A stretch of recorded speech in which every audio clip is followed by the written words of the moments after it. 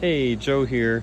So I did a little bit of adjusting. So on our east to west Ahera, the ladder that goes to the roof here on the driver's side or the left rear of your RV, had a rung here, your first step, looped down and hung below your hitch. So your clearance from the ground to it was still probably a good 1.5 feet, depending on if you're on level ground.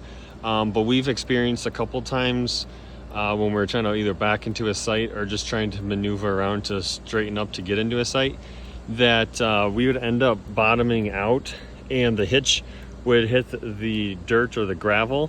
But by the time the hitch hits it, the bottom loop of the ladder already made contact with the ground and then ended up getting bent. So what I ended up doing is just removing that bottom rung.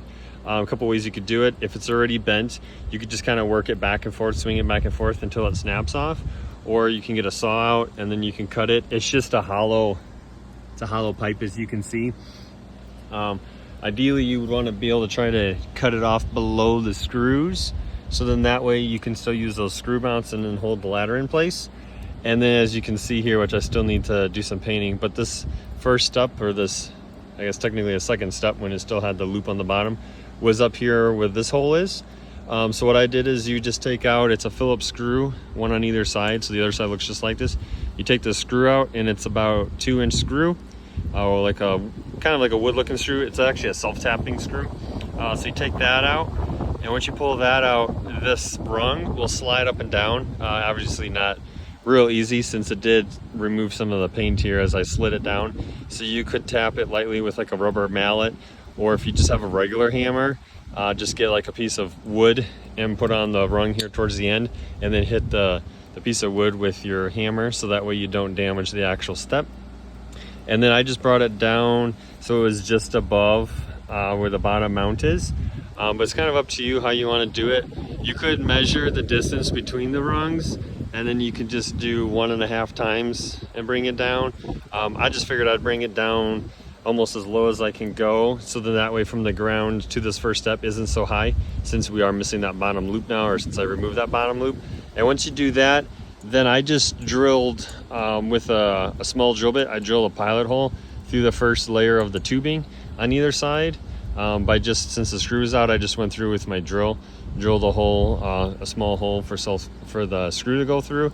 Once I did that, then I took the self-tapping screws, these screws here, and then I went into that hole and then went through it, which just made life a little easier, at least to get started through the first section. Because like I said, this is hollow, so when it gets to the other side, the screw, since it's self-tapping, it'll cut through that and go right through, and then it will screw into the piece of metal that's inside the step to make it a solid step.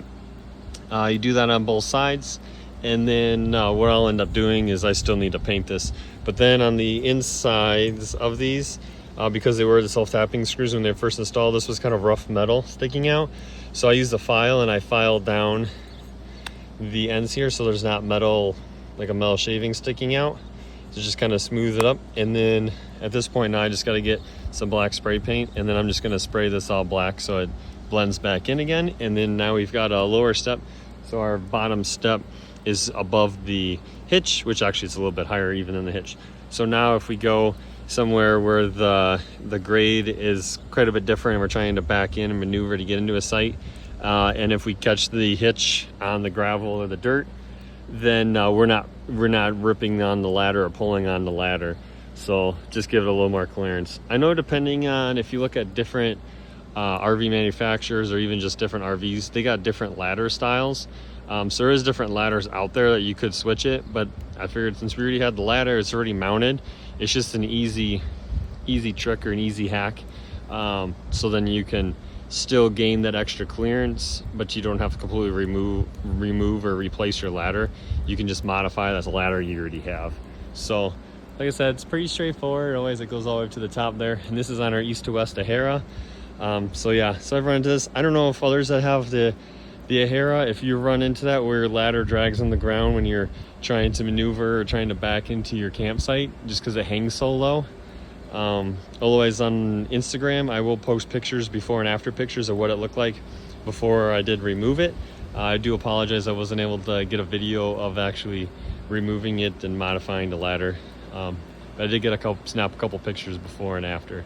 So, like I said, some of the other manufacturers, if you look, their bottom rung is above their hitch or at the bottom of the frame of the RV.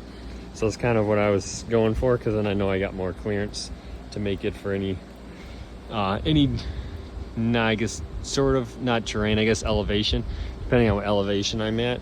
So then that way at least it's just the hitch that catches and it's not also the ladder and potentially ripping the ladder off. So thank you. It wasn't very long. It took me probably about 15-20 minutes to complete. So it's not a terribly long DIY project or anything like that. But if you do have questions, comments, please drop them in the comments below and we will try to get to them as soon as we can. Thank you. Thanks for watching, and we'll catch you next time.